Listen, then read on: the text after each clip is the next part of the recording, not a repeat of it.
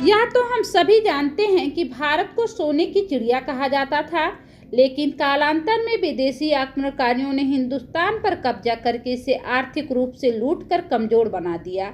इतिहास के पन्नों को अगर हम पलटते हैं तो पता चलता है कि भारत में सबसे अधिक अंग्रेजों ने ही शासन किया है।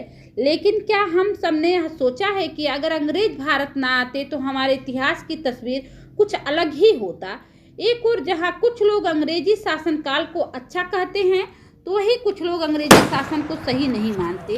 तो आखिर क्या है इसकी सच्चाई, मैं आपको इस वीडियो में बताऊंगी।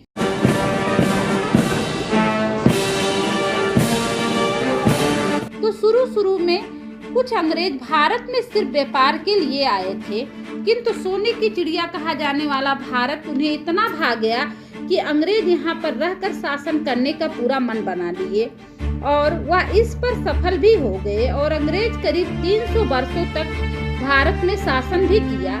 भारत को यूं ही सोने की चिड़िया नहीं कहा जाता था। भारत में कोहिनूर से लेकर दुनिया का सबसे महंगा हीरा जवाहरात का खजाना भी था। अंग्रेजों के शासन से पहले भारत की आर्थिक स्थिति काफी मजबूत थी। हिंदुस्तान के पास उस समय तक जितनी संपत्ति थी उतना किसी देश के पास नहीं था। आपको यह सब जानकर हैरानी होगी कि गुलामी के दौर में अंग्रेज भारत से हर साल 4 मिलियन पाउंड की दौलत ले जाते थे, लेकिन वहीं एक और भारत में ब्रिटिश हुकूमत ने सामाजिक और आर्थिक रूप से लोगों का शोषण भी किया। कुछ ऐसी चीज भी दी जिसे चाहकर हम भुलाया नहीं जा सकता है।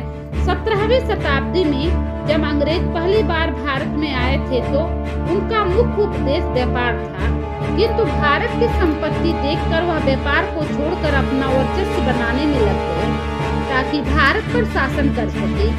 इसके लिए अंग्रेजों ने कूटनीति का रास्ता अपनाया। छोटे छोटे राज्यों को अपने अधीन करना शुरू कर दिए और जब ये राज्य इनके अधीन हो गए तो वह उन्हीं की शक्तियों से बड़े बड़े राज्यों को भी अपने कब्जे में करना शुरू कर दिए। इसी तरह पूरे भारत पर कब्जा करने के बाद अंग्रेजों ने सबसे पहले भारत की कृषि व्यवस्था को कमजोर बनाना शुरू कर दिया, जो उस समय तक काफी मजबूत थी। और अंग्रेजों ने परंपरागत फसलों की जगह तंबाकू, कपास, तिल, चाय, तिलहन और दलहन जैसी फसलों को उगाने के लिए किसानों को प्रेरित भी किया।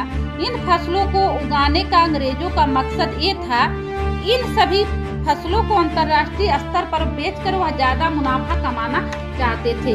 अंग्रेजों ने इतना तक जुल्म किया कि पुश्तैनी जमींदारों से जमीन छीनकर नए जमींदार बना दिए ताकि वह अंग्रेजों के हर हुकूमत का पालन करे। करों में वृद्धि कर दी गई, जिससे पहले से कर्ज में डूबे किसानों की हालत और ज्यादा खराब हो गई। इसीलिए तो कहते हैं कि अंग्रेज भारत ना आते तो भारत की कृषि क्षेत्र में आज अग्रणी स्थान होता। और यही नहीं, अंग्रेजों ने भारत का कपड़ा व्यवसाय पूरी तरह से खत्म कर दिया। अंग्रेज भारत में कपड़ा बनाने का कच्चा माल सस्ते दाम पर खरीदते और उसे इंग्लैंड की मशीनों पर इसे तैयार कराते थे और फिर उसी माल को भारत में लाकर महंगे दामों पर बेचा करते थे।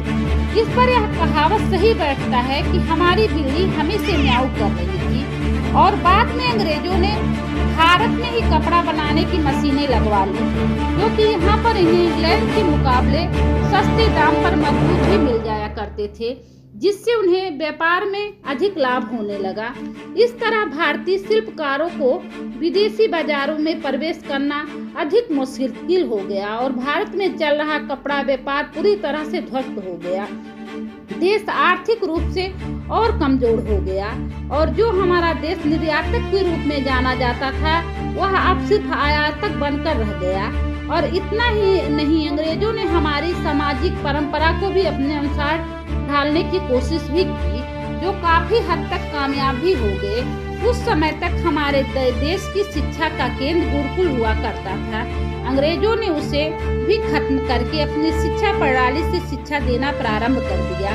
तब से ही हम भारतीय स्कूलों में शिक्षा प्राप्त करने लगे। उन्हें इस प्रणाली से भारतीयों को शिक्षित करना उनका उद्देश्य नहीं था। उनका मकसद ये था कि उन्हें नौकरशाही में कुशल भारतीयों की जरूरत थी, नहीं तो जो पैंट शर्ट हम पहनते हैं वह अंग्रेजों की हुकूमत की ही देन है। इससे पहले के लोग कुर्ता धोती ही पहनते थे। अगर अंग्रेज भारत ना आए होते तो आज हम स्कूल नहीं बल्कि गुरुकुल में शिक्षा प्राप्त कर रहे होते और धोती कुर्ता में ही नजर आ रहे होते। अंग्रेज भारत से जाते जाते भारत को 2 टुकड़ों में बांट दिए और इसकी भौगोलिक स्थिति को भी परिवर्तित कर दिए। 1947 के बंटवारे के समय जो कत्लेआम हुआ था वो इतिहास के पन्नों पर दर्ज है, लेकिन कहते हैं ना कि हर शासन में बुराइयों के साथ कुछ अच्छाइयाँ भी होती हैं। अंग्रेजी शासन काल में भारत में कुछ काम अच्छा भी किया। आज जिस रेलवे को हम भारत की लाइफलाइन कहते हैं वह अंग्रेजों की ही देन है। भारत में हवाई सेवा की शुरुआत अंग्रेजों ने ही की थी। इसीलिए हम यह कह सकते हैं कि अगर इन दोनों क्षेत्रों में अंग्रेजों ने मदद न की होती तो शायद आज इन दोनों क्षेत्रों में हम इतना आगे नहीं होते। भारत में उस समय तक मौजूद कई कुप्रथाएं अंग्रेजों ने ही बंद करवाई थी, जिसमें से सती प्रथा प्रमुख थी। अंग्रेजों ने ही भारत में सबसे पहले संसदीय चुनाव भी करवाया था। इसीलिए डेमोक्रेसी को अंग्रेजों की ही देन माना जाता है। इन सब के बाद भी अंग्रेजों ने ऐसे भवनों का निर्माण करवाया जिस पर आज हम गर्व करते हैं, जिसमें से हमारा संसद भवन और राजसेना हिल्स पर बना राष्ट्रपति भवन मुख्य है। इसीलिए हमारे मन में विचार आता है कि अंग्रेज ना आते तो कैसा होता हमारा हिंदुस्तान।